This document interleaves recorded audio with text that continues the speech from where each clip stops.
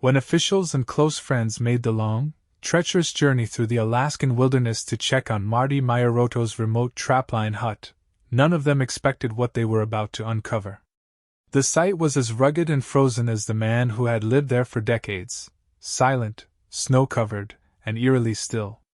But the moment they forced the door open, they were met with a heartbreaking scene that instantly told them something was terribly wrong. This was not the orderly, disciplined workspace of the legendary mountain man America knew from mountain men.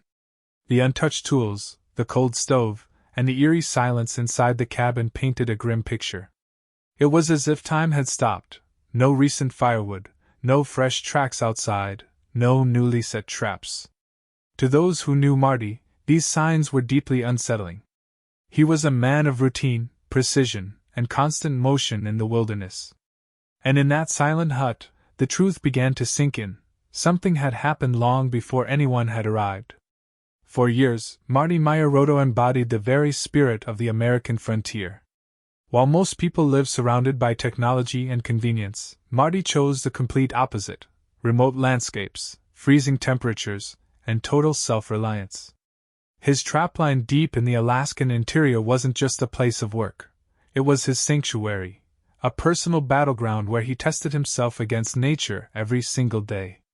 Fans admired his grit, humility, and unwavering commitment to a life most would never dare to attempt. Before television found him, Marty was simply a hard-working trapper raising a family and embracing a life that demanded endurance and courage. But when mountain men introduced him to the world, he quickly became one of the show's most iconic figures. Viewers were captivated by the risks he took, the storms he faced, and his absolute refusal to surrender to comfort. Off camera, however, Marty faced pressures and hardships far greater than anyone knew. Marty spent decades building and maintaining his trapline, a grueling network stretching miles through unforgiving wilderness. It was the heart of his livelihood, but it came with enormous danger. At times he had been caught in storms that nearly froze him alive, crashed his plane into deep snow, and been stalked by predators that viewed him as prey. Every trip carried risk, but Marty faced it with the same determination that defined his entire life. But as he got older, the dangers grew harder to brush aside. Friends later admitted they had urged him to slow down. His wife and daughter noticed how the cold winters took longer to recover from, how he returned home increasingly exhausted. Yet Marty refused to quit. The wilderness was more than his workplace, it was his identity. And walking away from it felt like surrendering a piece of himself he could never replace. Before the heartbreaking discovery, Marty had headed out for what should have been a routine trip to maintain his trapline. He packed carefully, checked his supplies, and reassured his family he would be back soon. Nothing seemed unusual at first. But somewhere along the rugged journey, something changed, something serious enough that he never returned to the hut as planned. Weeks passed with no radio contact, and his family grew increasingly worried. The wilderness has a way of swallowing all traces of a person. When Marty failed to return home, his absence sent an immediate chill through everyone who knew him. He had always been reliable, even in the harshest conditions. When days turned into weeks, the fear that something had gone terribly wrong could no longer be ignored. A search team was finally organized to make the long journey into the snow-covered silence of Marty's world. The moment the search team stepped inside the hut, they knew Marty had not been there for a long time. His meticulously organized supplies were still untouched. The firewood stack hadn't been touched. Dust and frost had settled across the small table where he usually wrote notes and checked traps. And the air held a stillness that felt unnatural, even in Alaska's remote wilderness. What broke their hearts most was a notebook lying open on the table. Marty had written a few entries, short, shaky lines that hinted at fatigue, pain, and increasing difficulty keeping up with the demands of the trapline. The handwriting grew weaker with each page, reflecting a physical struggle he hadn't shared with anyone. It was clear these were the final notes of a man who had pushed himself past the limits of endurance. And the trapline that once defined him had become too much to bear. What no one knew was that Marty had been dealing with worsening health issues for months, perhaps even years. Like many rugged outdoorsmen, he kept his struggles private, refusing to burden his family or fans with the truth. He insisted he was fine, even when the pain grew too intense to ignore. Friends later said he had brushed off medical appointments, claiming he had too much to do. That stubbornness, admirable to viewers, became one of the reasons he ended up in danger. The harsh Alaskan cold is unforgiving to anyone, but particularly to someone whose body is beginning to wear down. Marty knew this, yet returning to the wild felt like his only choice. He didn't want to be remembered as someone who walked away. Sadly, that pride and devotion to the wilderness played a tragic role in what happened next.